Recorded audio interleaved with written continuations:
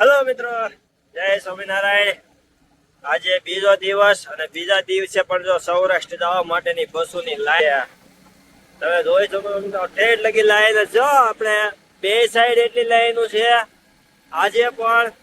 અને આજે ઘણી ખરી તો અહીંથી બસો વહી ગઈ છે આપણી. અહીંથી આખી લાઈન વહી ગઈ અને આ સામેની સાઈડે જો આ બધી બસો પડી જ છે એ સ્ટોક. અને અહીંયા સાંજે ઘણી બસો ઉપડવાની છે. અને આજ સવારે તો લગભગ પાછી બીજી બસો પણ મુકાઈ જશે.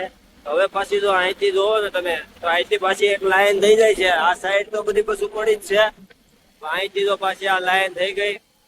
આ બધી હાલો ભેરું સૌરાષ્ટ્ર, હાલો ભેરું ગામડે, મારે જાવું છે ગામડે. એટલા માટે જ આપણા સરકારે આપણા માટે મૂકી દીધી છે સરકારી બસો.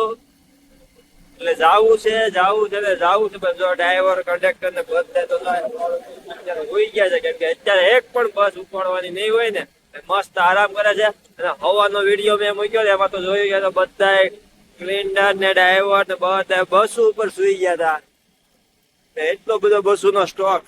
સામેની સાઈડ ડબલ થર એટલી બસો મુકાઈ ગઈ છે. એટલે કાલ ને પ્રોમદી એટલે કાલ નો દિવસ સહેલો છે. કાલે બધી બસો ને જો પ્રાઇવેટ પણ અત્યારે છે. આખા બધા જો સાહેબ હોય બધા ડ્રાઈવર ની એની એન્ટ્રી થાય છે.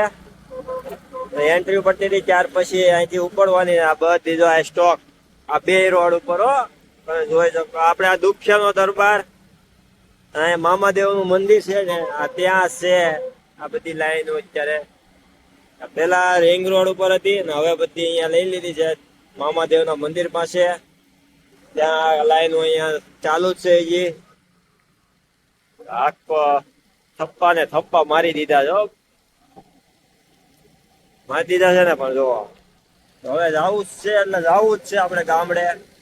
ઉગી તો જવું જ છે. 2 દિવસ છે આપણે આડા.